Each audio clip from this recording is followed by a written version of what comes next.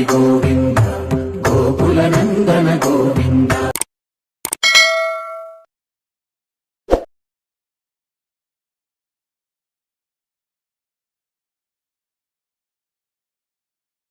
கூரத்தாழ்வான் சபைக்கு போகிற சமயத்தில் பெரிய நம்பி கூட போனார்னு எதற்காக தெரியுமா? 7 பிராகாரமும் சுற்றி வரணும், யாராவது என்னோட பின்னாடி துணைக்கு ஒருத்தர் அனுப்புனார். யார்? பெரிய நம்பி. நல்ல ஆள் யாருன்றது தெரியும் யாருக்கு? எம்பெருமானாருக்கு. யார்? கூரத்தாழ்வானை தவிர நல்ல ஆள் கிடையாது. ஆனால் ஒரே ஒரு நிர்பந்தம். என்ன நிர்பந்தம் தெரியுமோ இல்லையோ? ஒருத்தன் பின்னாடி போறான்னு நினைக்க கூடாது. அவன் வரவன் அவன் பின்னாடி நியாயத்துக்கு போகணும். என் பின்னாடி அவருக்கு இதுதான் லோகத்தில். அப்படிதானே என்ற எல்லாருக்கும் மொத்த பேரும் பல்லக்கு ஏறணும்னு எதிர்பார்க்கிறத விட பல்லக்க தூக்கணும்னு யாராவது எதிர்பார்க்கிறவா உண்டா? யாருக்குமே எண்ணம் வராது. அவன் என்ன பெரிய ஆள், நான் என்ன குறவு அப்படின்ற எண்ணம் தான் லோகத்தில் ஏற்படும். ஆனால் பெரிய நம்பி என்ன சொல்றார்? என் பின் வருகின்றவன் ஒருத்தன் பின்காக செல்கின்றான் என்கிற எண்ணம் இல்லாதவனாக இருக்கணும் அப்படின்னு சொன்ன உடனே எம்பெருமானார் பார்த்தார். அவருக்கு தெரியும் கூரத்தாழ்வான் தான் ஃபிட் பர்சன், தகுதியானவர் கூரத்தாழ்வான் தான். ஆனால் நாம சொன்னான்னா எப்போ இந்த கூரத்தாழ்வான்ட்டு இவருக்கு ரொம்ப பிரீத்தி, அதிகமான ஆசை. அதனால்தான் சில பேர்லாம் என்ன சொல்லுவா தெரியுமா இல்லையோ? சில பேர்லாம் இவ 2 பேரும் யார்? எம்பெருமானாரையும் கூரத்தாழ்வானையும் பார்த்து போன ஜென்மத்தில் கணவன் மனைவியாக இருந்தீர்களோன்னு கேட்பாளும். யார? இவ 2 பேரையும். சில கணவன் மனைவின்னா எப்பவும் ரொம்ப அந்யோன்ய தம்பதிகளாக இருப்பான். 100ல் 1 இருக்கும் இல்லையோ? அந்த மாதிரி போன ஜென்மத்தில் நீங்கள் 2 பேரும் கணவன் மனைவிகளாக இருந்தீர்கள். அந்த மாதிரி ஒருத்தருக்கு ஒருத்தர் அவ்வளவு நெருக்கம். கூரத்தாழ்வானுக்கும் எம்பெருமானாருக்கும் அவ்வளவு நெருக்கம். அப்படிப்பட்ட நெருக்கமான கூரத்தாழ்வான் தான் இதற்கு சரியான தகுதியான ஆள்னு தெரியும். ஆனால் நாம சொன்னா இவருக்கு எப்பவும் கூரத்தாழ்வான்தான் ரொம்ப அபிமானம். கூரத்தாழ்வான்றதான் அபிமானம், நம்மகிட்ட தான் அதிகமாக கிடையாது அப்படின்னு இந்த மற்ற சிஷ்யாலெல்லாம் கூப்பிச்சுக்க போறான்ட்டு என்ன பண்ணினார் தெரியுமா இல்லையா? அந்த மாதிரி இந்த கோயிட்டில் யாரும் இருக்கிறதா எனக்கு தெரியல, யாராவது தான் நீயே செலக்ட் பண்ணிக்கோங்க. எம்பெருமானார் என்ன சொன்னார் தெரியுமா இல்லையா? அந்த மாதிரி ஒரு தகுதியுடையவன் ஒருத்தன் பின்னாடி போகிறன்ற எண்ணம் இல்லாதவனாக இங்கே யாரும் இருக்கிறதா எனக்கு தெரியல, யாராவது இருந்தால் நீங்களே செலக்ட் பண்ணிக்கோங்க. யார்? பெரிய நம்பிய. அப்ப பெரிய நம்பி என்ன சொல்றார்? நம் கூரத்தாழ்வானை அனுப்பலாகாதோ. அப்ப யார்? கூரத்தாழ்வானுக்கு என்ன லட்சணம்? சிவைட்டவனுடைய லட்சணம் என்னவோ அது உடையவர் கூரத்தாழ்வான். வாசாமகோச்சர மகாகுண தேசிகாக்ரிய கூராதிநாத குருகாகில நைத்திய பாத்திரம். யார்? மணவாள மாமுனிகள் எத்திராஜ விம்சத்தின சொல்றார். கூரத்தாழ்வாருடைய பெருமையை சொல்ல முடியுமா? வாசாம் அகோச்சரம். இந்த வாக்கினாலே அவருடைய பெருமையை சொல்லி முடிக்க முடியாது. யார் அது? வாசாமகோஜ மகாகுணம், பெரிய குணம். தேசிகாக்ரியா, தேசிக அக்ரியா, அந்த ஆச்சாரியர்களுக்குள்ளே தலைவரானவர். யாரவர்? கூராதிநாதன் கூரத்தாழ்வார். யார் அவர்? கதித்த அகில நைத்தியப்பா. லோகத்திலே நைத்தியம். நைத்தியம்னா என்ன தெரியுமா இல்லையோ? நான் ரொம்ப சாதாரணம், நான் சின்னவன், நான் இதுதான் சொல்லிக்கணும். எப்பவும் நான் பெரியவன் பெரியவன் பெரியவன் சொல்லிக்கவே கூடாது. எப்பவும் சின்னவன் தான். ஆழ்வார் என்ன சொல்றார்? எனக்கு ஒண்ணுமே தெரியாது, ஒன்றும் தெரியாதவனை கொண்டு நீ இந்த மாதிரி பாடி வச்சுட்டிய, என்ன பைத்தியக்காரத்தனையா? நல்ல படித்தவாள் எத்தனை பேர் இருக்கா? இன்கவி பாடும் பரமகவிகளால் தன்கவி தான் தன்னை பாடுவியாது இன்னு நன்கு வந்து என்னுடனாக்கி வன்கவி பாடும் என் வைகுந்தநாதன். ஐயா, இன்கவி பாடும் பரமகவிகள் முதலாழ்வார்கள் 3 பேர் இருக்கா. பொய்கையார், பூதத்தார், பேயார்னு 3 ஆழ்வார்கள் இருக்கா. அந்த 3 ஆழ்வார்களை விட்டுட்டு வன்கவி பாடும், வன்மையான கவி, அவெல்லாம் மென்கவி, நான் வன்கவி. என்னை போய் பிடிச்சிட்டு திண்டாட வைக்கிறேன். இவங்க என்னையா இது தள்ளெழுத்து, என்னையா இது நல்லவாழை விட்டுட்டு என்ன எடுத்து பிடிச்சிக்கிறாய்? நம்மாழ்வாருடைய கவி வன்கவியா? இப்போ என்ன, தன்னிடத்திலே குறை உண்டு உண்டு உண்டுன்னு சொல்லிக்கணும். அளவந்தார் சொல்றார், நதர்ம மனிஷ்டோஸ்மி நச்சாத்மவேதி நபக்திமான் त्वच्चरणारविन्दे अकिञ्चनः யா. எனக்கு அனுஷ்டானம் கிடையாது, கர்மயோகம் அனுஷ்டானம் கிடையாது, எனக்கு ஞான யோகம் கிடையாது, எனக்கு பக்தி யோகம் கிடையாது, ஒன்றும் கிடையாது ஐயா, ஒன்றுமே கிடையாது. ஆனால் என்ன, உன்னை பிடிச்சுட்ட பிடி விட மாட்டேன், உன்னை பிடிச்சுட்ட பிடி விட. இப்போ பகவானை எப்படி இது சேவிக்கணும் தெரியுமோ இல்லையோ? கையை இப்படி கூப்பணும். நல்லா தெரிஞ்சுக்கோங்க எல்லாரும், கையை இப்படி கூப்பணும், இப்படி தான் கூப்பணும், இப்படி கூப்பிடக்கூடாது. இப்படி கூப்பினா என்ன பண்ணுவாங்க, எங்கள் தாத்தா சொல்லுவார், இப்படி கூப்பினா என்னதுன்னு நினச்சிப்பான தெரியுமோ இல்லையோ? உள்ளுக்குள்ளே திருப்பதி லட்டு இருக்குது, அதை வச்சு நான் அவன் குழைச்சிடுவான், ஆனால் நாம் காப்பாற்றுவானே விட்டுடுவானோ. இப்படி வச்சுக்கோன்னு வச்சுக்கோங்களேன், லட்டை வச்சுட்டு குழைச்சிடுவான். அதே இப்படி பாருங்க, இந்த கால்கள் இருக்கு பாருங்க, அந்த ரெண்டு காலையும் சேர்க்கணும், தனித்தனியாக வைக்கக்கூடாது. காலை ரெண்டுத்தையும் சேர்க்கணும். என்ன காரணம்? உன்னுடைய சன்னதியை தவிர மற்றொன்னுக்கு இந்த கால் போகாதுன்னு சொல்றதா இந்த ரெண்டு கால். உன்னை தவிர மற்றொருத்தரை நமஸ்கரிக்காத கைகள் உன்னுடைய சந்நிதியை தவிர மற்றொரு இடத்துக்கு இந்த கால் ஏறாது ஏறாது ஏறாது. அப்படி இருக்கக்கூடிய ஒரு அஞ்சலின்னாலும் ஒரு காலை சேர்க்கணும். அதில் கூட ஒரு தத்துவம் இருக்கிறது, தத்துவம் இருக்கு. ஆகையினாலே அப்படிப்பட்ட கூறத்தாழ்வான் பாசுரங்கள் அர்த்தங்கள் சொல்ல ஆரம்பித்தார்னா கண்ணிலேருந்து ஜல பிரவாகம் பிரவாகம் பிரவாகம் அப்படியே கொட்டுன்னு தொடச்சி தொடச்சி பிழிய வேண்டி தொடச்சி. அதான் சொன்னான், இன்றைக்கு எத்தனை ஒலியல் பரிவாரிற்று என்று கேளும். இன்னைக்கு எத்தனை தடவை உத்திரியத்தை மேலே துண்டை எடுத்து எத்தனை தடவை தொடச்சோம்னு கேளும், எத்தனை பாட்டுன்னு கேட்காது. அப்போ என்னன்னா, அப்படிப்பட்ட அனுபவ ராசிக்கத்தை உடையவர் கூறத்தாள். அந்த அனுபவம் எம்பெருமானாருக்கே இல்லை. அந்த நைச்சான சந்தானம் எம்பெருமானாருக்கே கிடையாது. அவருக்கு முன்னாடியும் கிடையாது, பின்னாடியும் கிடையாது. அதற்கு பிறகு ஒருத்தர் கூறத்தாழ்வானுக்கு பின்னாடி ஒருத்தர்னா அவர் தான் மணவாள மாமனிகள். அதனால தான் மணவாள மாமனிகள் இவரை புகழறார். யார? எத்திராஜ வம்சத்தியில கூறத்தாழ்வானை 8 இடத்துல புகழறார். 8 இடத்துல, ஒரு இடத்துல இல்லை, 2 இடத்துல இல்லை, 8 இடத்துல. கூறத்தாழ்வான போல ஆச்சாரியன் கிடையாது, கூறத்தாழ்வான போல நைச்சியான சந்தானம் பண்ணக்கூடியவாள் கிடையாது, கூறத்தாழ்வான போடைய பக்தினிஷ்டன் கிடையாது, கூறத்தாழ்வான போடைய வைராக்கிய நிதி கிடையாது. இதை சொன்னார்.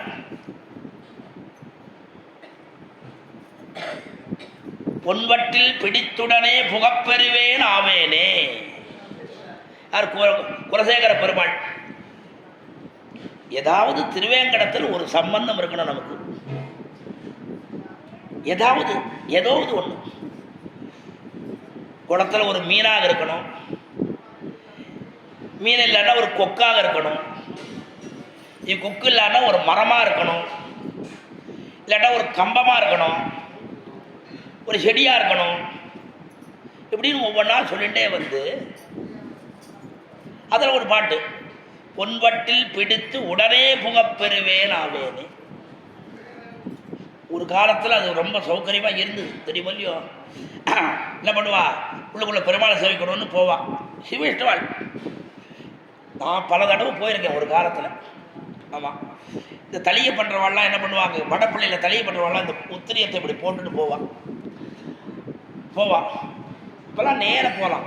இப்போல்லாம் தான் பல பல அணுகுமுறைகள் இப்போ மாறிடுச்சு. காலத்தினுடைய கொடுமை வேறு ஒன்றும் இல்லை. யார் எப்போ எப்படி வரானே தெரிய மாட்டேங்கிறது. அதனால் அதெல்லாம் ஜாக்கிரதையாக இருக்க வேண்டியதாக இருக்குது, அது காலம். அதனால் உள்ளுக்குள்ள அந்த மாதிரி என்ன பண்ணார் குலசேகர பெருமாள், ஒரு பொன்வட்டில் எடுத்துட்ட, ஓஹோ பெருமாள் கை கறிவா, உள்ளே போ பிடித்து உடனே புகப்பெறுவேனாவேன். பொன்வட்டில் எடுத்துட்டு உள்ளுக்குள்ளே போனேன்னார். ஆனால் கூறத்தாழ்வார் என்ன பண்ணார் தெரியுமோ இல்லையோ? பொன்வட்டில் தன எரிந்த புகழுடையோன் வாழியே. அவர் வாழ்ந்தாங்க பாருங்க. காஞ்சிபுரத்தில் தேவப்பெருமாளும் திருக்கட்சி நம்பிகளும் பேசின்னு இருக்கான். அவன் 2 பேரும் பேசுறதுக்கு ஆரம்பிச்சான்னா டைமே தெரியாது, போயிட்டே சொல்லிகிட்டே இருப்பான், பேசிகிட்டே இருப்பான் 2 பேரும். அப்படிப்பட்ட அந்த பேச்சின் நடுவில் ஒரு நாள் திடீர்னு கதவு சாத்திர சத்தம் கேடுது. இந்த மணி ஓசைலாம் கேடுது. என்னையா இது? யார்? தேவப்பெருமாள் திருக்கட்சி நம்பிகளை கேட்குறாரு. என்னையா இது? நாம் 2 பேரும் பேசிகிட்டு இருக்கோம், அதுக்குள்ளே கோவில் கதவு பூட்டிட்டாளாம். சுவாமி சுவாமி, நம்ம கோவில் கதவு இல்லை, பக்கத்தில் கூரம் என்கிற நகரத்தில் இருக்கக்கூடிய குரத்தாழ்வார் அவருடைய திருமாளிகை கதவுன்னா. ஓஹோ, அவ்வளவு ஐஸ்வர்யமா, அவ்வளவு அப்போ பாருங்க, தேவப்பெருமாளே ஆச்சரியப்படக்கூடிய ஐஸ்வர்யத்தை உடையவர் குரத்தாழ்வார். அப்படிப்பட்ட ஐஸ்வர்யம். இந்த ஐஸ்வர்யத்தில் என்ன பண்ணார்?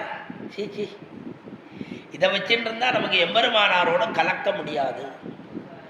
இதை மொத்தத்தையும் எல்லாருக்கும் மொத்த பேருக்கு தானத்தை பண்ணிட்டு நாம் போயிடணும் அப்படின்னு தீர்மானம் பண்ணிவிட்டார். எல்லாத்தையும் நல்ல சத்பாத்திரங்கள், நல்ல வாழ்க்கை யாராருக்கு கொடுக்கணுமோ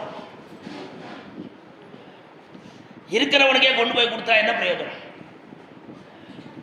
இப்போ ஒருத்தன் கோடி ரூபாய் வச்சுட்டு இருக்கான், அவன்கிட்ட போய் 1 கோடி கொடுத்தான்னா அது என்ன பிரயோஜனம்? அந்த கோட்டியை வச்சுட்டு அவன் நல்லபடியாக நல்ல தான தர்மங்கள்லாம் பண்ணிட்டு இருந்தால் பரவாயில்லை. அவன் என்ன பண்ணுறான்?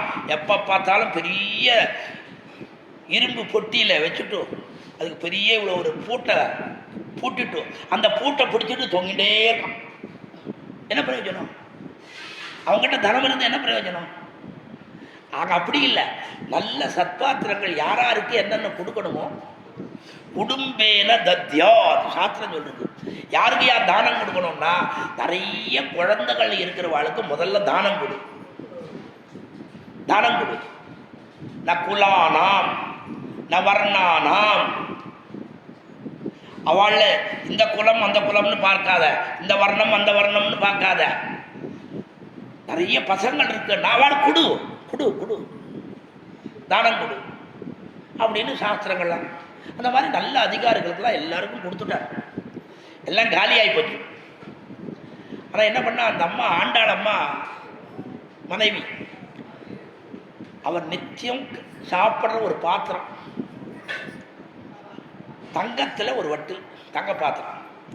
இந்த காலத்தில் பேசின்னு சொல்கிறாங்க பாருங்க, அந்த மாதிரி ஒரு தங்கத்தில் நித்தியம் சாப்பாடு கலந்து சாப்பிட்றோம்.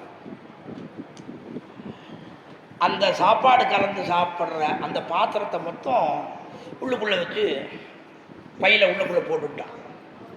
போயின்ட்டுருக்கா, 2 பேரும் நடந்து போயின்ட்டுருக்கா. அப்போல்லாம் இந்த மாதிரி இது கிடையாது, எல்லாம் காட்டு பகுதியாக இருக்கும். போயின்ட்டுருக்கா, நடுவில் போகச்சே அந்த அம்மா அண்டாளம்மா போகிற வழியில் நடுவில் எங்கேயும் திருட்டு பயம்லாம் ஒன்றும் கிடையாது அப்படின்னு கேட்டேன். உடனே இவர் சொல்கிறார், நமக்கு என்ன கனம் இருந்தால் தானே பயம். சாதாரண லோகத்தில் சொல்கிறார், மடியில் கனம் இருந்தால் வழியில் பயம் உண்டு சொல்கிறாலும் இல்லையோ. இந்த மாதிரி மடியில் கனம், நம்ம தான் மொத்தத்தையும் தியாகம் பண்ணியாச்சு, எம்பெருமானார் திருவடிகளே சரணம்னு போயிட்டு இருக்கோம், நமக்கு என்ன பயம் அப்படின்னா. நமக்கு என்ன பயம்? இல்லை, நீங்கள் சாப்பிட்ற அந்த ஸ்வர்ண பாத்திரத்தை மொத்தம் எடுத்து உள்ளே வச்சிருக்கேன்னு சொல்லு. அப்படியா? அது எதுக்கு வச்சாய்? இல்லை, உங்களுக்கு வேணுமே கொண்டா. சரி, இந்த அம்மா என்ன நினச்சின்னா, ஆண்டாளம்மா வேற ஒன்றும் இல்லை, சரி நம்மகிட்ட இருந்தால் அது ஜாக்கிரதையாக இருக்காதுன்னுட்டு இவரிடத்துல தான் வச்சுன்னா ஜாக்கிரதையாக எடுத்துன்னு போகலான்னு நினச்சிருந்தா வாங்கிக்கிறான்னு நினச்சிட்டு எடுத்து கொடுத்தா. அவர் என்ன பண்ணார் தெரியுமோ இல்லையோ, வரும் தூக்கி வச்சுட்டு கிடாச்சிட்டு. இதுதான் எல்லாரும் சொல்கிறது. ஆனால் நான் சொல்லுவேங்க, நான் இல்லை, இந்த வாசுதாசன் சொன்ன பாருங்க, தெலுங்கில் அவர் எழுதியிருக்கார். போகிற வழியிலேருந்து பொய்ன்னு இந்த ஸ்வர்ண பாத்திரத்தை வீசி எரிஞ்சார். எங்கே போய் விழுந்து தெரியுமா? ராமானுஜர் முன்னாடி போய் விழுந்தது. அவர் சொல்கிறார், ராமானுஜர் முன்னாடி போய் இந்த ஸ்வர்ண பாத்திரம் போய் விழுந்தது. என்னது ஸ்வர்ண பாத்திரம் விழுறது அப்படின்னு எடுத்து பார்த்தா அதில் பேர் என்ன இருக்குது? இந்த பாத்திரத்தெல்லாம் பேர் போடுறாலும் எதுக்காக? இதுதான். அதை அதில் கூரேசன்னு எழுதியிருக்கு. அதில் பாருங்க, கூரேசன்னு எழுதியிருக்கான். அதில் அடடா இவருங்கடா நம்மக்கிட்ட வர்றார் பாருங்க. தாம் வர்றதுக்கு முன்னாடி தன்னுடைய வஸ்துவை முன்னாடி அனுப்பிச்சு, அது என்ன வஸ்து தான்? புருஷகாரம். புருஷகாரம், அப்பா என்னை புருஷகாரம் பண்ணு, எனக்கு ராமானுஜரோடு சேர்ப்பிக்க பண்ணு அப்படின்ட்டு அந்த பாத்திரத்தை முன்னாடி அனுப்பிச்சு, அதை பார்த்த உடனே இவர் வராது போல இருக்கு, அவர் அப்போலேருந்து ரெடியாக காத்துருக்கார். காத்து பாருங்க எப்படிப்பட்டவர். தன்னுடைய சொத்தை கூட, அந்த சொத்தையும் கூட தான் அனுபவிக்காமல் மற்றொருத்தருக்கும் தராமல் தம்முடைய ஆச்சாரியனுக்கு தந்த மகான். அப்படிப்பட்ட கூரத்தாழ்வானுடைய பெருமை எப்படிப்பட்ட பெருமைனா, அதுதான் முக்குறும்பறுத்தவர். முக்குறும்பு. அதனால்தான் எம்பெருமானாரை பற்றி பெருமையை சொல்லணும். அந்த எம்பெருமானாரை பற்றி பெருமையை சொல்லும்படியான சமயத்திலே எத்தனையோ பெருமகள் இருந்தாலும் கூட தம்முடைய ஆச்சாரியரான கூரத்தாழ்வானுடைய பெருமையை சொல்றார் அமுதனார். மொழியை கடக்கும் பெரும்புகழான் வஞ்ச முக்குறும்பாங் குழியை கடத்தும் நம் கூரத்தாழ்வான் சரண் கூடியவின். முக்குறும்பு, 3 குறும்பு. என்னது? வித்யாமதம், தனமதம், ஆபிஜாத்திய மதம். நிறைய படிச்சன்ற கர்வம், நிறைய பணம் இருக்குன்ற கர்வம், நல்ல குலத்திலே பிறந்தான்ற கர்வம். ரெண்டும், இது 3மே கர்வம். அவர் சொல்றார் ஆளவந்தார் ஸ்தோத்திரத்தில், ராமநாச்சாரியர் சொல்றார், ஜனித்வாகம் வம்சே மகதி யசதிக்யாதி. ஐயா நான் எப்படிப்பட்ட குலத்தில் பிறந்தவன் தெரியுமா? மார் தட்டிக்கிறார். ஜனித்வாகம் வம்சே, நல்ல சொட்டை குலம், சிரேஷ்ட குலம். சிரேஷ்ட குலம்னு பேரு அந்த குலத்துக்கு. சிரேஷ்ட, நல்ல உயர்ந்த குலம்னு பேர். அது சிரேஷ்டான உயர்ந்தா. உயர்ந்த மற்றவர்கள மட்டமான எல்லாரும் உயர்ந்தவர்கள் தான். ஆனால் மற்றவர்களை விட பெரிய உயர்ச்சியான குலத்திலே பிறந்தவர்கள் அவர்கள். அப்படி குலத்தினுடைய செருக்குன்னு ஒன்று உண்டு. படிப்பினாலே நான் தான் என்னை போல படித்தவனே கிடையாது கிடையாது கிடையாது அப்படின்னு சொல்லக்கூடிய மதம் செருக்கு. பணம், பணத்தினாலே செருக்கு. இந்த 3த்தையும் தொலைத்தவர் தான். கீழே சொன்னேன், மொத்த தனத்தையும் தொலைச்சுட்டார், எல்லாத்தையும் கொடுத்துட்டார். எல்லாத்தையும் கொடுத்துட்டு எம்பெருமானார் திருவடிகளே சரணம். ஸ்ரீரங்கத்துக்கு வந்து சாப்பாட்டுக்கு என்ன வழி? வேற வழியே கிடையாது. நித்தியம் உச்சவருத்தி, நித்தியம் உச்சவருத்தி. இந்த உச்சவருத்தி பாருங்க, மழை வந்தால் உச்சவருத்தி எடுக்கக்கூடாது. மழை வந்தால் உச்சவருத்தி எடுக்கக்கூடாது. 2வது, அதுக்குன்னு ஒரு பாத்திரம், அந்த பாத்திரம் நிறைஞ்சு எடுத்தோன்னா மறுபடியும் எடுக்கக்கூடாது. இந்த காலத்தில் என்ன பண்ணுறா தெரியுமா? உச்சவருத்தின்னா இப்போ ஒரு பாத்திரம் வச்சுக்கிறா, ஒரு பாத்திரம் வச்சுட்டு ரொம்ப எடுத்தோன்னா இந்த மாதிரி ஒரு பையில போட்டு மாட்டிட்டு விடுறான், மறுபடியும் எடுக்கிறான், மறுபடியும் இப்போ இந்த காலத்தில் அது கிடையாது. அந்த குடும்பத்துக்கு தேவையான அரிசி அது கிடைச்சி கொடுத்தோம்னா, அதுக்கு உண்டான வஸ்துக்கள் கிடைச்சி கொடுத்தோம்னா அதுக்கப்புறம் போக மாட்டான், அதோட திரும்பிடுவான். அதுதான் பழைய வழக்கம். திருவரங்கத்துக்கு வந்த பிற்பாடு உஞ்சவருத்தி தான் எடுத்துட்டு இருந்தார். அந்த உஞ்சவருத்தி எடுக்கிற சமயத்தில் தான் ஒரு நாள் ஒரே மழை கொட்டுன்னு கொட்டின்னு இருக்கு. உஞ்சவருத்திக்கு போக முடியல. என்ன பண்ணுறது? அன்றைக்கி ஒன்றும் கிடையாது. இன்னைக்கு வர்றதை வச்சுட்டு இன்னைக்கு காலக்ஷேபம் முடிக்கிறது, காலத்தை ஓட்டுறது. நாளைக்கு உச்சம் எடுத்தால் நாளைக்கு, அன்னன்னைக்கு 10 நாளைக்கு வந்தாலும் சேர்த்து வைக்கிறதுன்றது கிடையாது. சேர்த்து வைக்கிறதுன்றது கிடையாது. அன்னன்னைக்கு.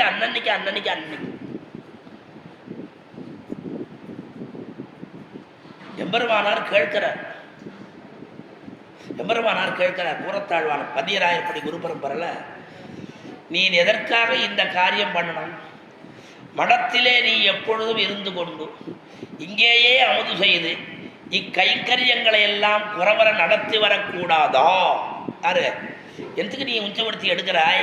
இந்த உச்சவர்த்தி எடுக்கணுன்ற நிர்பந்தமானா எல்லாரும் எத்தனையோ பேர் 1000 பேர் சாப்பிட்டுட்டு இருக்கான் மடத்தில், நீ சாப்பிடக்கூடாதான்னு கேட்குற அப்படின்னு கேட்குறார். நம்மளா தான் என்ன பாடா யாராவது ஒருத்தர் சொல்ல மாட்டாளான்னு நினச்சிட்டு இருந்தேன் இத்தனை நாளா. இந்த எம்பெருமானார் சொன்னாரே அவ்வளோதான், மறுநாள்லேருந்து நிறுத்திடுவோம் நம்மளாம் தான். ஆழ்வார் என்ன சொல்றார்? இல்லாதவர்கள் பலர் அமுது செய்ய வேண்டியிருக்க என்போல் உள்ளவர்கள் அங்கு வர வேண்டுமா என்று ஆழ்வான் கேட்டபடின்னு எழுதுறான். ஆழ்வான் என்ன கேட்கிறாரு பாருங்க, இல்லாதவர்கள் எந்த வசதியும் இல்லாதவர்கள் எம்பெருமானாருடைய மடத்துக்கு வந்து அந்த மடத்துல சாப்பாடை சாப்பிட்றதுன்றது வேணுமானா வச்சுக்கலாம். என்ன போல இருக்கிறவாள் வரணும். என்னது இவருக்கு இருக்கா? இவர் தான் நிச்சயம் உச்சவர்த்தி எடுத்துட்டு இருக்கிற. இவர் என்ன சொல்றார்? என் போல் உள்ளவர்கள் வரலாமான்னு கேட்க. என்ன உள்ளவர்கள்? என் போல் ராமானுஜருடைய அருள் பெற்றவர்கள் வரலாமா? உம்முடைய அருள் இருக்குச்சு, எனக்கு என்ன குறை? உம்முடைய அருள் எனக்கு இருக்கு, அதனால நான் எப்படியாவது பிழைச்சுடுவேன். அவள்லாம் அப்படிப்பட்டவாள் இல்லை, அதனால அவள் வரான். அவளையும் என்னையும் சமானமா, அவளாம் இல்லாதவர்கள் என்ன. அப்ப என்ன உடனே நாம என்ன நினைச்சுப்போம், ஓஹோ ஆழ்வானுக்கு நான் தான் ராமானுஜருடைய அருள் பெற்றவர்கள் அகங்காரம் வந்துடுத்தோ நாமெல்லாம் தோணும். இல்லாதவர்கள்னா என் போல் அவர்களுக்கும் உம்முடைய அருள் ஏற்பட வேணும்னு கேட்கிறார்னு அர்த்தம் சொல்றார். இதுதான் எனக்கு உம்முடைய அருள் கிடைச்சிருக்கு, அதனால்தான் நித்தியம் 1 கிலோவோ 2 கிலோவோ அரிசி எனக்கு கிடைச்சிட்டு இருக்கு. அதுபோல அவர்களுக்கும் மற்றையோர்களுக்கும் உம்முடைய அருளாலே எல்லா விதமான சௌகரியங்களும் ஏற்பட வேணும் என்று கேட்கிறார். அதைத்தான் சொல்றார். என்ன அப்படி அன்னைக்கு போவே இல்லை, தீர்த்தத்தை சாப்பிட்டு படுத்துட்டு இருக்கார். ராத்திரி பெருமாள் அரவணம் செய்கிறார். அரவணம் திருவரங்கநாதனுக்கு கடை கார்த்தால முதல்ல பாருங்க, இந்த துலுக்க நாச்சியாருக்கோசரம் கார்த்தால சப்பாத்தி, வெண்ணெய், கீரை.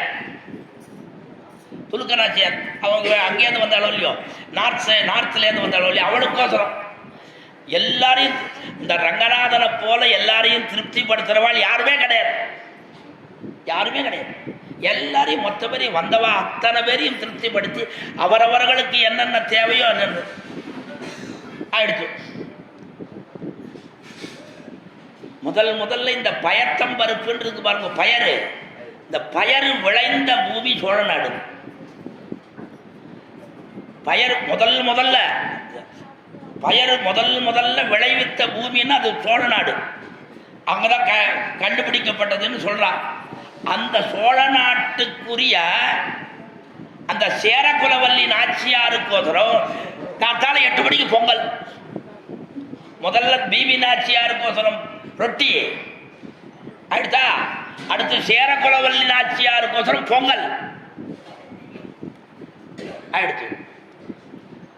அப்புறம் 10 மணிக்கு திருப்பண்ணியாரங்கள். யாருக்கோசரம்? ஆச்சாரியரான எம்பெருமானாருக்காக அது அப்படின்னு. அப்புறம் 12 மணிக்கு அடிசல், நிறைய பிரசாதங்கள்லாம் வெறும் வெள்ளை சாதம்.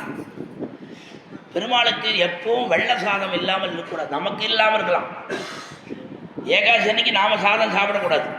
ஆமாம், எங்கள் தாத்தாவை யாரோ ஒருத்தர் கேட்டாலாம், என்னைக்கு ஏகாதசின்னு கேட்டாங்களாம்.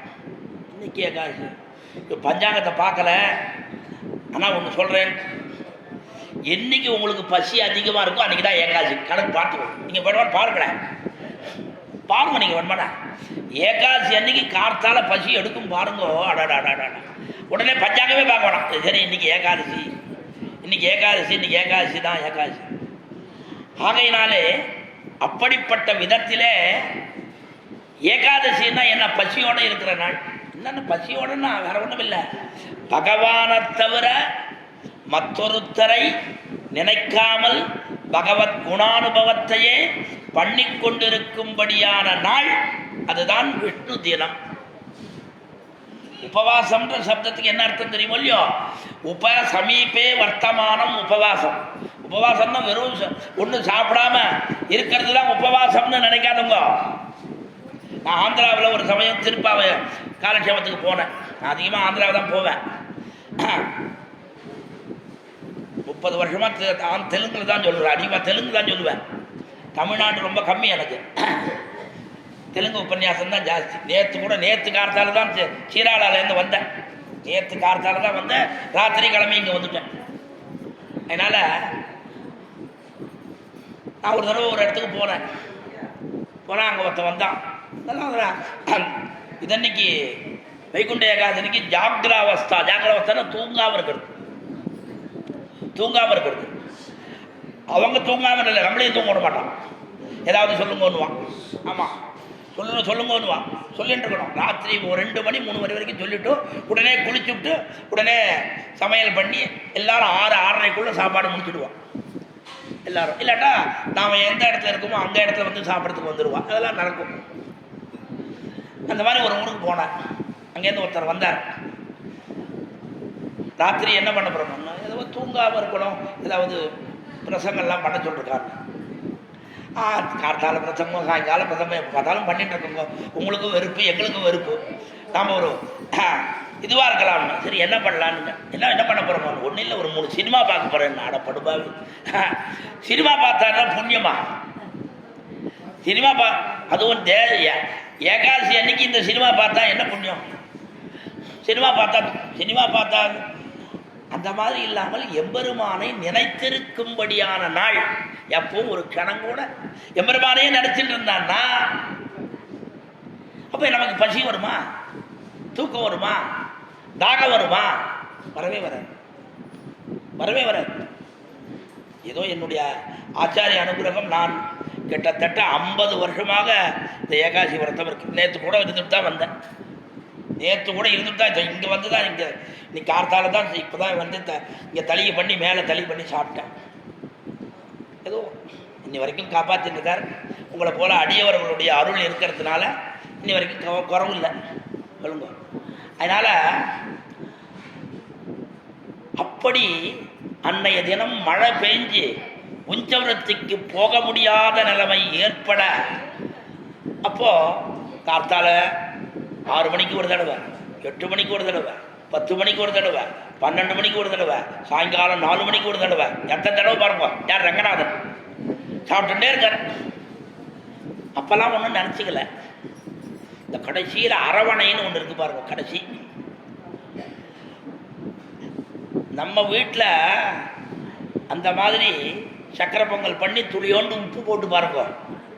நம்ம வீட்டில் அந்த அரவணை, அந்த பிரசாதம் சக்கரை பொங்கல் பண்ணிவிட்டு அதில் துளியோண்டு உப்பு போடுங்க, தெரிஞ்சு போயிடும். நம்ம வீட்டில் பண்ணி பாருங்க, உடஞ்சி போயிடும். திருவரங்கநாதனுடைய சன்னதியில் அந்த பிரசாதத்தில் கொஞ்சம் உப்பு போடுறான், ஆனால் கெட்டு போகிறதில்லை. என்ன காரணம்? அது அந்த இடத்துக்கு மாகாத்தி அல்ல. அந்த திருவரங்கநாதன் சன்னதி மடப்பள்ளிக்கு, அந்த பாக்கசாலை சமையற் கூடத்துக்கு உண்டான தனிப்பெரும் பெருமை அது. ஆகையினாலே அந்த பிரசாதம் அம்சைகிறார். அப்போ ஆண்டாளம்மா நினைச்சுக்கிறார், உன்னுடைய அடியவன் பட்டினி கிடக்க நீர் இங்க குலாவி அமுது செய்கின்றீரா? என்னையா இது? உன்னுடைய அடியவன் பட்டினி கிடக்கான், திண்டாடின்னு இருக்கான், சோறு இல்லாமல் கார்த்தாலேருந்து. நீ என்னடா கார்த்தால 6 மணிக்கு ஒரு தடவை, 8 மணிக்கு ஒரு தடவை, 10 மணிக்கு ஒரு தடவை சாப்பிட்டுட்டே இருக்கியே, என்னையா அநியாயம்னு நினச்சிட்டா. அவ்வளோதான். நினச்சின்னு அடுத்த க்ஷணம் உடனே எம்பெருமான் ரங்கநாதனுக்கு தெரிஞ்சுட்டு, ஐயோ கூரத்தாழ்வான் பட்டினி இருக்காரு. உடனே என்ன பண்ணார் தெரியுமா இல்லையோ? கூரத்தாழ்வான் திருமாலைக்கு 2 கபல பிரசாதம் அனுப்பி வையும்னார். உடனே குடு அங்கேருந்து மோள தாளத்தோட 2 உருண்டை சக்கரை பொங்கல் வருது. வரத்தை பார்த்த உடனே ஆழ்வான் வெளியில போனார். திரும்பி பார்த்துட்டீங்கன்னா, நீ நினைச்சிட்டியா? ஆமான்னா போனார். உள்ளுக்குள்ளே வெளியில் போனார், தண்டனை சமர்ப்பித்தார். சாதாரணமாக நாம் பெருமாள் அண்டேந்து ஒரு திருத்துழாய் வாங்கச்சே கூட எப்படி வாங்கணும் தெரியுமா? யாம்பெரு சன்மானம்னு சொல்லிட்டு வாங்கணும். தான் எனக்கு இது ஒரு சன்மானம், இது வரைக்கும் எனக்கு ஒரு பெருசு, எனக்கு பரிசு, நாடு புகழும் பரிசினால் சொன்னாலே ஆண்டாள். அந்த மாதிரி இது ஒரு பரிசுன்னு நினச்சிட்டு யான் பெரும் சன்மானம். இத்தனை நாளாக சொல்லலைன்னா நாளையிலேருந்து பிடிச்சிக்கோ. ஒரு துளசி வாங்குறங்கோ யாம்பெரு சன்மானம், ஒரு குங்குமம் வாங்குறங்கோ யாம்பெரு சன்மானம், ஒரு மஞ்சக்காப்பு வாங்குறங்கோ யாம்பெரு சன்மானம் சொல்லுங்க. வாயிற் கொல்லி சொல்லித்தான் பார்க்கலாமே. ஆகையினாலே அப்படிப்பட்ட விதத்திலே இந்த 2 பிரசாதத்தை வாங்கிட்டார். அந்த பிரசாதத்தை தான் ஒன்றும் ஆண்டாளம்மாவுக்கு ஒன்றா கொடுத்தார். அந்த 2 பிரசாதத்தினால தான் பிறந்த குழந்தைகள் பராசர பட்டர், வேதவியாச பட்டர். ஆக பகவானுடைய பிரசாதத்தினாலே பிறந்த குழந்தைகள்.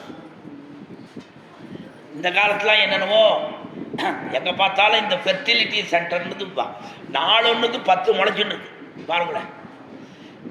செயற்கை முறை அப்படின்ட்டு பெருகி போயிடுச்சு. எங்கே பார்த்தாலும் 1 2 இருக்கும் ஒரு காலத்தில். அப்புறம் 10 ஆச்சு, 20 ஆச்சு, இப்போ 100 கணக்காகி போச்சு. என்ன காரணம்னே புரியல.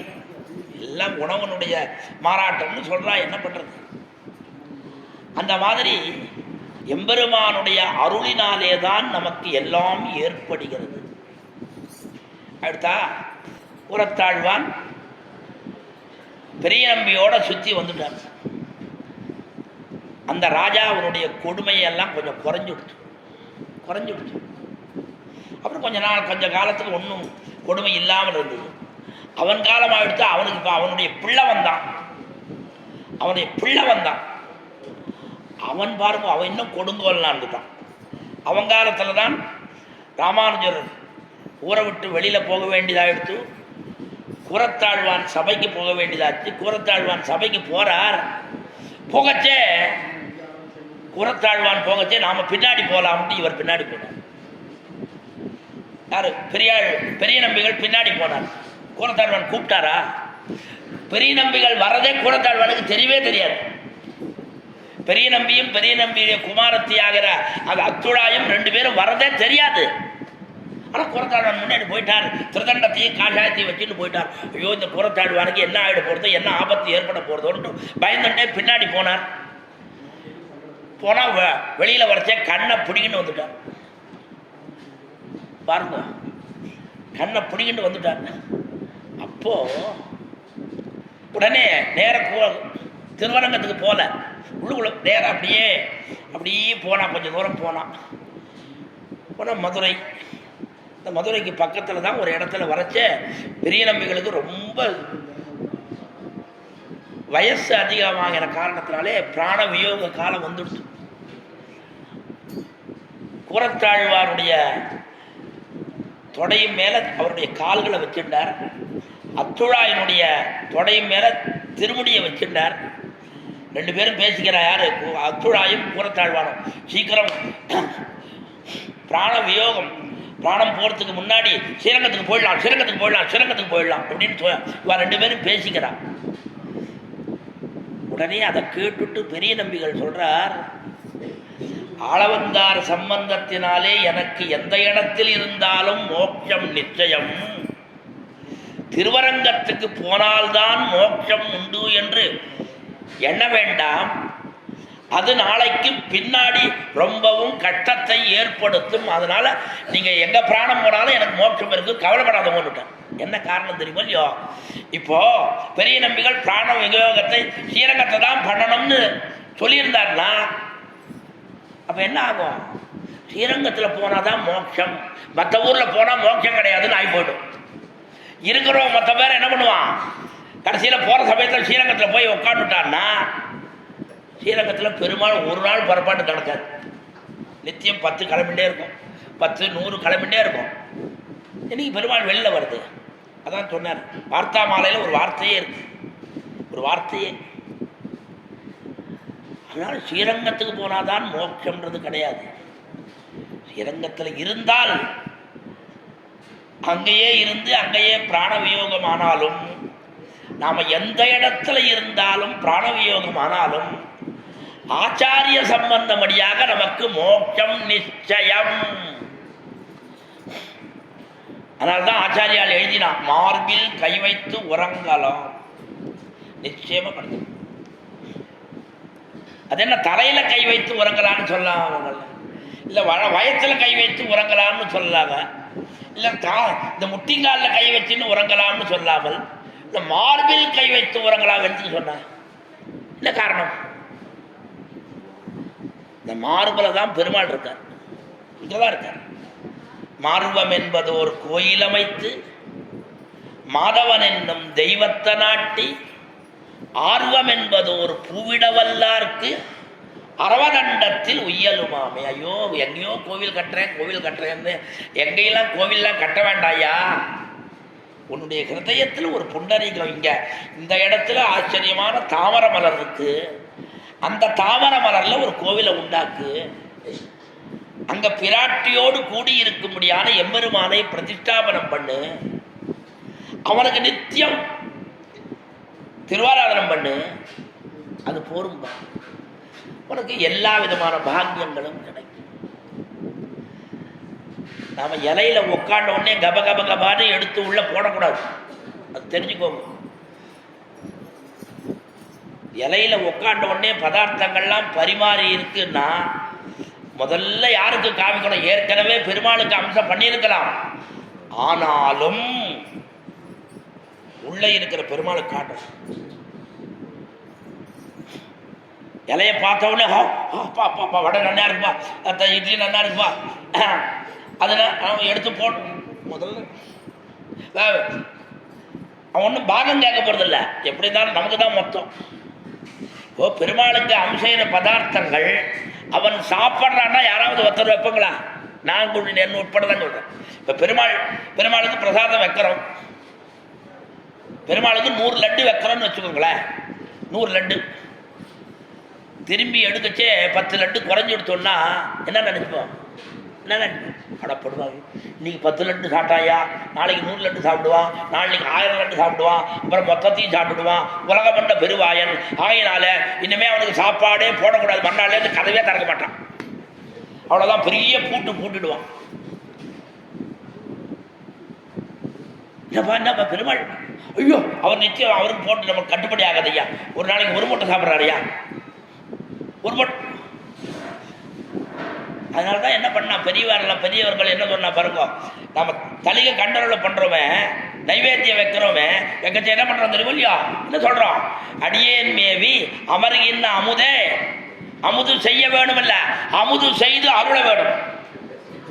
அமுது செய்ய வேணும் இல்ல, அமுது செய்து நீ அருள திருப்பி கொடுவோம். நீ சாப்பிடாத, நீ சாப்பிட்றதுக்கு நான் கொடுக்கல, இதில் இருக்கிற சார பதார்த்தங்கள் அசாரமாக இருக்கலாம், அதை எல்லாவற்றையும் சாரமாக்கி எங்களுக்கு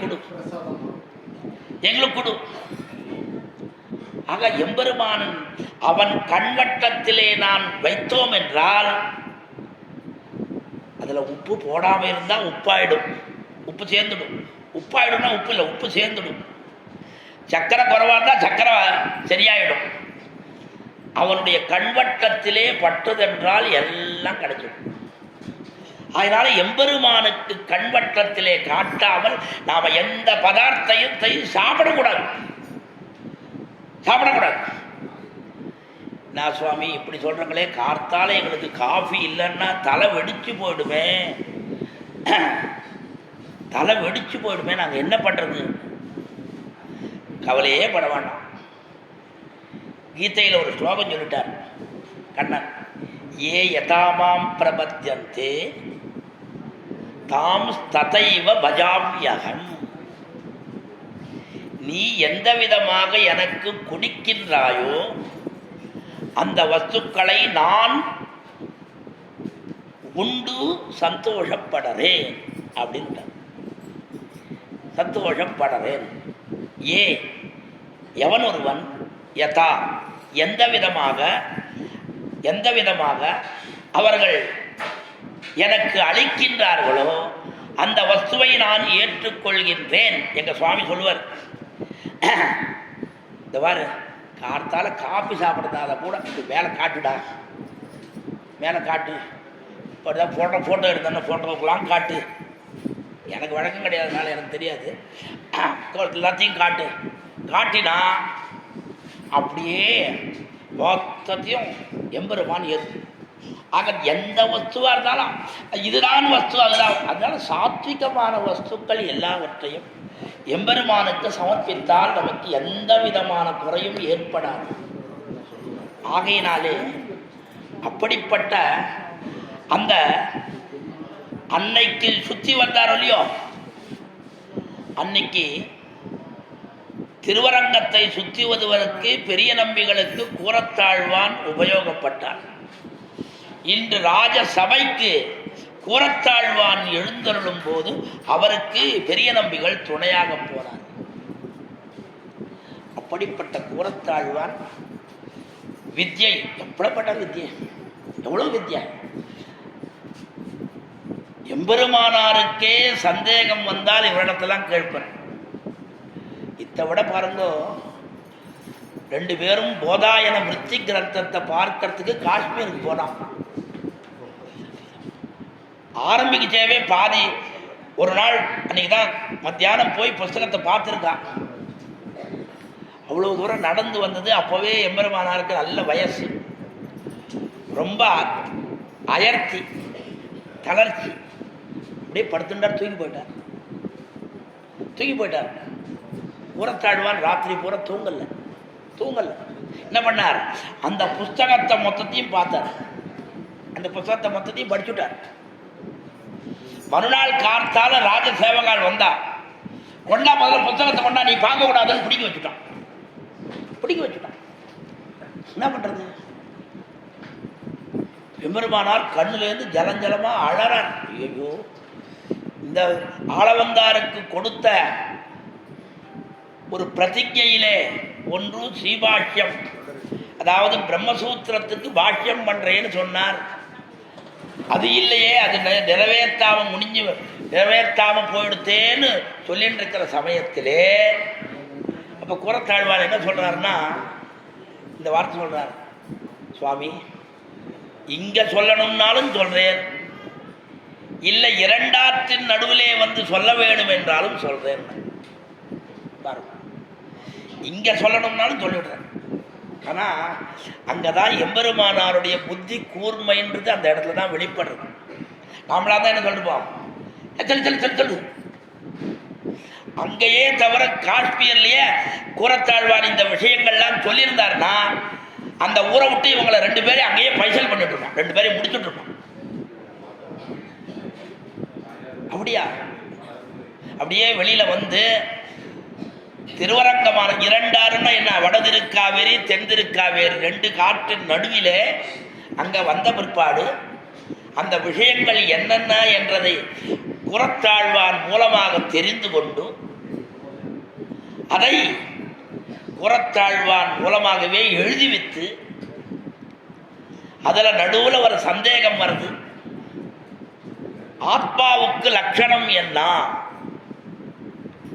ஆத்மாவுக்கு லட்சணம் என்ன, அறிவு ஆத்மாவுக்கு லட்சணமா, அடிமைத்தன்மை ஆத்மாவுக்கு லட்சணமானு சந்தேகம் வருது. போ திருக்கோட்டியூர் நம்பிட்டு போய் கேளுன்ற. இவர் போயிட்டு வந்தார். அவர் போகவே திரும்பி வரவே இல்லை, அங்கேயே படுத்துட்டார். யாரு? கூரத்தாழ்வான் 3 மாச காலம் படுத்துட்டே இருக்கார். திருக்கோட்டியூர் நம்பி வீட்டு வாசல்ல படுத்துட்டே இருக்கார், திருமாளிகை வாசல்ல படுத்துட்டே இருக்கார், எழுந்திருக்கவே இல்லை. 3 மாசம் பாருங்க, 3 மாசம் ஒருத்தர் படுத்துட்டு இருந்தாருன்னா என்ன வைராக்கியம் இருக்குன்னு நினச்சிக்கோங்க. அதுலேருந்து தெரிஞ்சுக்கலாம். 3 மாசம் படுத்துண்டு அங்கேயே இருந்து உள்ளுக்குள்ள திருக்கோட்டியூர் நம்பியுடைய தேவிகள் சொல்றா, இந்த வந்திருக்கிறவனுக்கு ஏதாவது சோறு என்ன கேட்கிறானோ அதையாவது கொடுத்து தொலைக்கலாம், இல்லை கொடுக்க மாட்டேன்னு சொல்லியாவது தொலைக்கலாம். 2 இல்லாம அவனை சாகடிக்கிறீங்களே, பிராணம் போயிடுத்தோன்னா ஒரு சிவையிட்டவனை கொண்ட பாபம் உங்களுக்கு வந்து சேருமே அப்படின்னு அந்த அம்மா சிபாரிசு பண்ணான். திருக்கோட்டியூர் நம்பிகளுடைய தேவிகள். அப்ப கூட என்ன தெரியுமா இல்லையா, கதவை திறந்துட்டோம், அடியேன் உள்ளான், அவ்வளவுதான் தீர்ந்து போச்சு. அடியேன் உள்ளான் ஆயிப்போச்சு. அடிமைத்தன்மையோடு கூடின அறிவுதான் உயர்ந்தது. அறிவோடு கூடின அடிமைத்தன்மை உயர்ந்தது அல்ல. முதல்ல அடிமைத்தன்மை என்னது? தாசத்வே சதி சேஷத்துவம். அடிமைத்தன்மை யாருக்கு அடிமை? யாருக்கு அடிமை? எம்பெருமானுக்கு அடிமை. எம்பெருமானுக்கு அடிமை. எம்பெருமானுக்கு என்ன? எம்பெருமானுக்கே அடிமை. எம்பெருமானை தவிர மற்றொருத்தனுக்கு அடிமை அன்று. எம்பெருமானுடைய அடியவர்களுக்கு அடிமை. எம்பெருமானுடைய அடியவர்கள் யார் யாருக்கோ அத்தனை பேருக்கு அடிமை.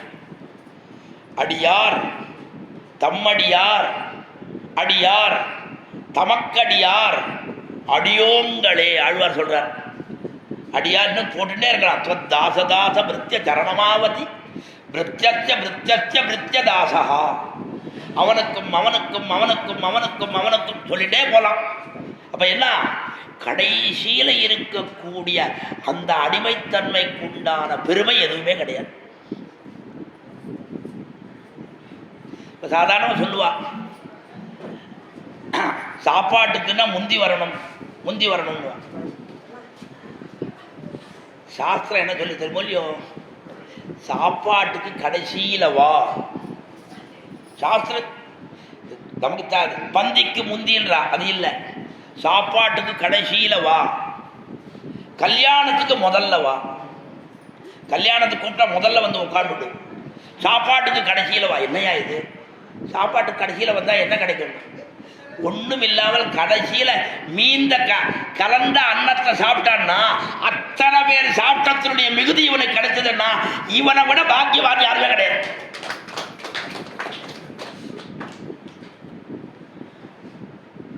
எம்பெருமானாருடைய சிஷ்யர்ல அனந்தாழ்வான். அவரை ஒரு நாள் என்ன பண்ணார்? தன்னோட உட்கார வச்சுன்னு சாப்பாடு போட்டார் எம்பெருமானார். மற்றவாளுக்கெல்லாம் ஒரே கோபம். என்னடா இது, இவர் மட்டும் என்ன தனி ஸ்பெஷாலிட்டி, இவருக்கு மட்டும் என்ன அப்படின்னு நினச்சிட்டு ஒரே எல்லாம் ஒருத்தர் பேசிட்டே இருக்கான். மறுநாள் தெரிஞ்சுது. மறுநாள் என்ன பண்ணார்? ரெண்டாவது இடத்துல உட்கார வச்சார். மூணாவது நாள் மூணாவது இடத்துல உட்கார வச்சார். நாலாவது நாள் நாலாவது இடம். இப்படியே போய் கடைசியில் மாட்டு கொட்டாயில் உட்கார வச்சுட்டார். ஒரு நாள் யார?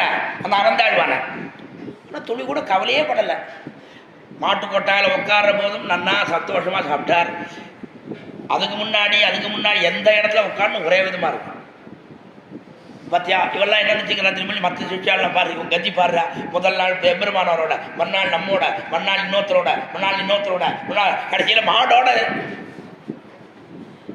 அப்போ அனந்தாழ்வான கூப்பிட்டு கேட்டார், என்னப்பா ஒவ்வொரு நாள் குறைவாக உன்னை தாழ்த்தி நான் உட்கார வச்சேனே, உனக்கு மனசு மாறுபாடு ஏற்படலையான்னு. சுவாமி, தேவரீருடைய திருமாளிகை கோசாலையில் இருக்கக்கூடிய அந்த பசுக்களோடு கூடி இருப்பதுதான் எனக்கு பெருமையே தவிர நான் அக்ஞானி, அந்த பசுக்களும் அக்ஞானி. அது எனக்கு இருக்க வேண்டிய இடம் அதுதான். ஆக இந்த இடத்துல தான் இருக்கணும். ஆக பாருங்க, அந்த பசுக்களுக்கும் கீழ்த்தரமானவனான நான் எங்க இருந்தா அப்ப பாருங்க, அத்தை விட அப்படி கீழ்த்தரமாக கீழே கீழே கீழே கீழே இருப்பதுதான் நமக்கு மேல மேல மேல ஏறுவதற்கு உயர்த்தி. அப்படி இருந்த ஆச்சாரியர் தான் கூறத்தாழ்வார். அவருடைய சம்பந்தத்தினால்தான் எம்பெருமானாருக்கே மோட்சம் ஏற்பட்டது. எம்பெருமானாருக்கே மோட்சம்னா யாரால? புறத்தாழ்வான் ஒரு நாள் போய் நின்னார் ரங்கநாதத்தில்.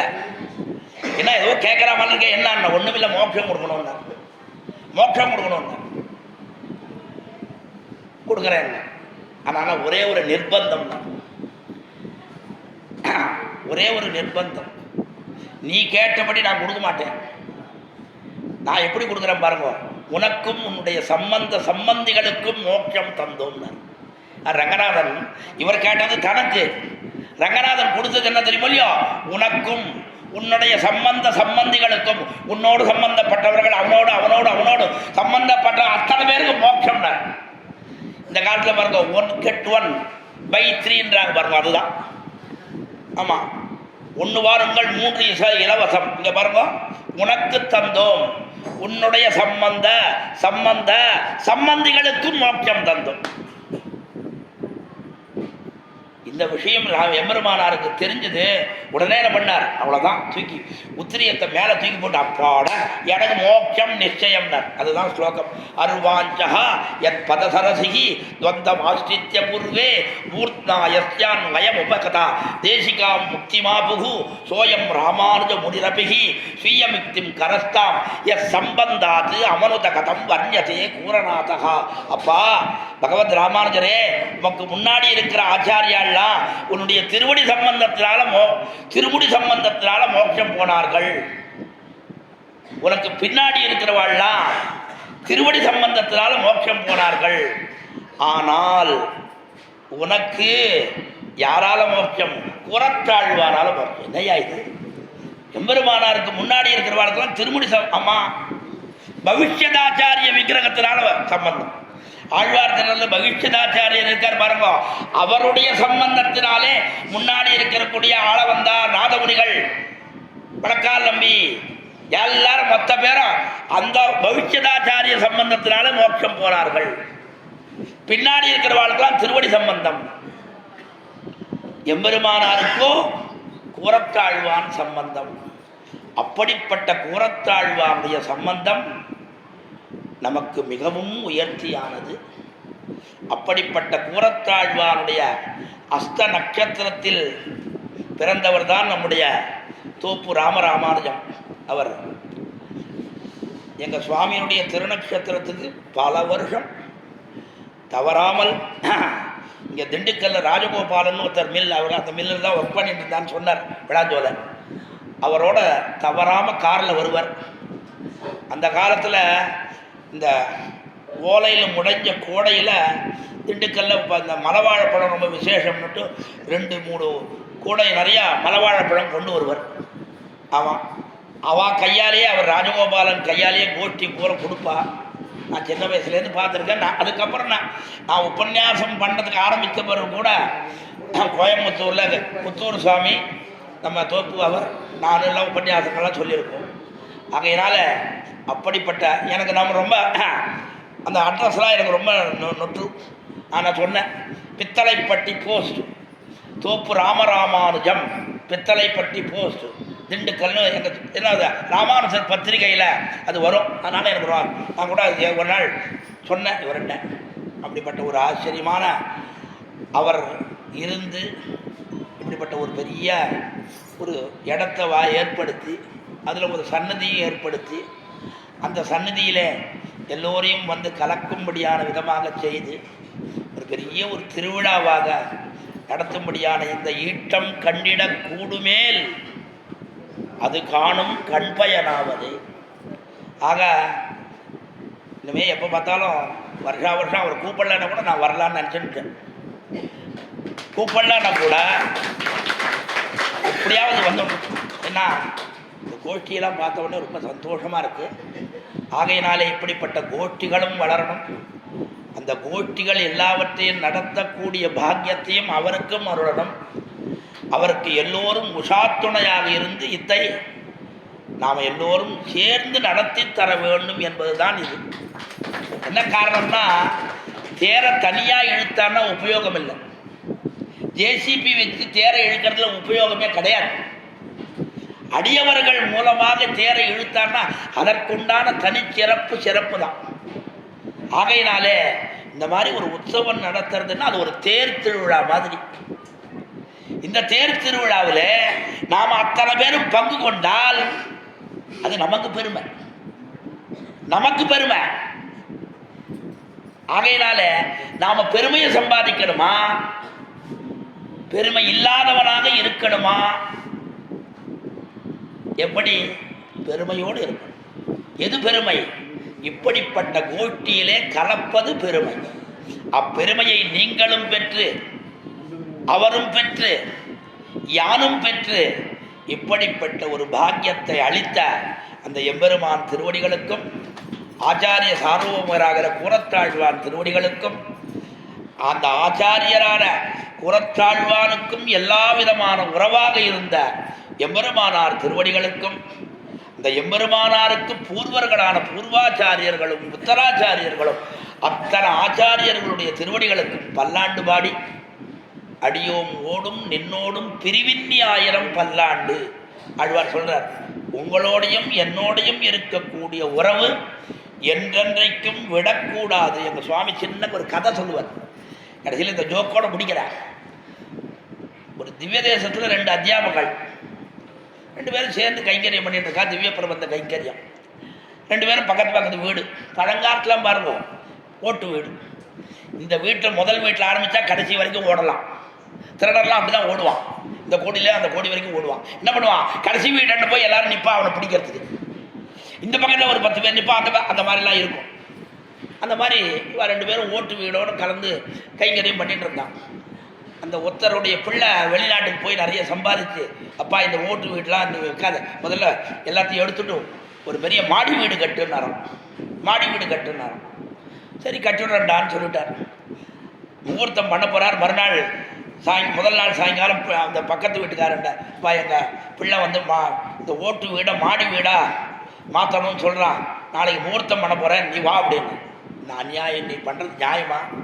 ஆழ்வார் என்ன சொல்லிருக்கார், அடியோம் ஓடும் நின் ஓடும் உம்முடைய ஓட்டு வீடும் என்னுடைய ஓட்டு வீடும் பிரிவின்னி 1000 பல்லாண்டு பிரியக்கூடாதுன்னு சொல்லிருக்கச்சே.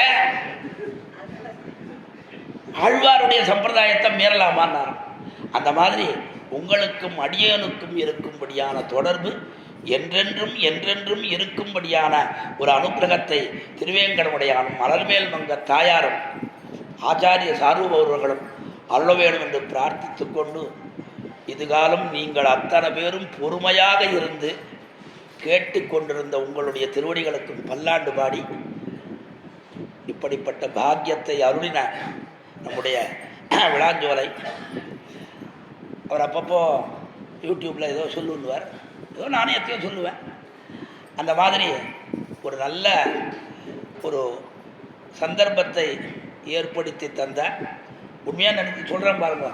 அவர் சொன்னது 1 மாதத்துக்கு முன்னாடி, நானும் 1 மாதத்துக்கு முன்னாடி டிக்கெட் ரிசர்வ் பண்ணேன். அது பாருங்க 18ஆம் நம்பரில் வந்து நின்று போயிடுச்சு. 18 தடவை எம்பெருமானார் அனுப்பிச்ச மாதிரி 18ஆம் நம்பரில் நின்று போயிடுச்சு. அது கிளியரே ஆகலை. எப்படிடா என்னடா பண்ணுறது? அதெல்லாம் இல்லை, ஒரே தீர்மானம், போய்த்தான் தீரணும். எப்படியா தற்கால்னால் தற்கால் கிடைக்கல. கடைசியில் ப்ரீமியர் தற்கால் தான் பண்ணிட்டு தான் வந்தேன். உண்மையை சொல்கிறேன்.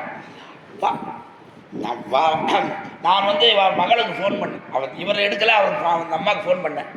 இந்த மாதிரிம்மா எனக்கு டிக்கெட் கிளியர் ஆகலை. அவள் என்ன சொல்லிட்டா, சுவாமி வரலையா? கண்டிப்பாக வரேன், ப்ரீமியர் தற்கால் பண்ணிவிட்டேன் கண்டிப்பாக. ஆகையினால எப்படியாவது இந்த வருஷம் வந்தே தீர வேணும். என்னன்னு நான் திருநகரில் அவருக்கு சொல்லிட்டேன், வாக்தானம் பண்ணினேன். இந்த வாக்தானத்தை காப்பாற்றுறதுன்றது எவ்வளோ கஷ்டம் தெரியுமா? ராமோத்விர்ணாபி பாஷத்தை, நான் 2வது வார்த்தையே கிடையாதுன்னா. லோகத்தில் ராமனாக தான் இருந்தானே தவிர ராமனுக்கு பிறகு யாருமே எல்லாரும் கிருஷ்ணன்தான், மொத்த பேரும் கிருஷ்ணன்தான். ஆகையினாலே அப்படி இல்லாதபடிக்கு அடியனையும் ராமனாக இருக்கும்படியான ஒரு பாக்கியத்தை அருள் செய்த பெரியோர்கள் அத்தனை பேருடைய திருவடிகளுக்கும் பல்லாண்டு பாடி இருக்கிறேன். ஸ்ரீமதே ரம்யஜா மாதிரி முனீந்திராய மகாத்மனே ஸ்ரீரங்க வாஜனே பூயாத் நித்யஸ்ரீர் நித்யமங்கலம் லோகா சமஸ்தாக சுகினோ பவந்து. தழை நல்ல இன்பன் தலைப்பெய்து எங்கும் தழைக்கவே. ஒரு நாள் பெஞ்சது, அடுத்த நாள் பெஞ்சது, எங்களுக்கெல்லாம் பயம். ஆனால் பெருமாளுடைய திருவருளால, ஆச்சாரியனுடைய கிருபையினால அந்த மழை நின்றுச்சு. ஆனால் இந்த மழை நிற்க மாட்டேங்குது. ஆமாம், இப்போ அடியனுடைய சிரமத்தில் தான் நிப்பாட்டி. என்ன காரணம்னா, சிறிது வயிற்றுக்கு ஈயப்படும், கொஞ்சமாவது பிரசாப்பட்டோம்னா அப்புறம். ஆனால் என்ன அடியனுக்கு வருத்தம்னு சொல்லினா, பிரசாப்பட்டவனே தயவு செஞ்சு போயிடாதீங்க. இந்த குழந்தைகளுடைய பரதநாட்டியம் இருக்குது, அது முடிஞ்சவுடனே கோயம்புத்தூர் நஞ்சுண்டாபுரத்துலேருந்து நமக்கெல்லாம் ஒரு பெரிய ஆச்சரியம் என்னென்னா, அவங்க யாருமே சமஸ்தானம் இன்னும் ஆகலை. ஆனால் வேற பாட்டு பாடுறதில்லை, திவ்ய பிரபந்தம் மட்டுமே பாடுறாங்க. அதுக்கு என்ன காரணம் என்றால், அந்த ஊரில் தொண்டர்குடி சாமின்னு ஒருத்தர் இருந்தார். அப்புறம் அப்படியே பாலபாலன் 3 பேர் இருந்தாங்க. பொன்னப்பன் கண்ணப்பன் அந்த ஊரில் இருந்தவங்க தான்.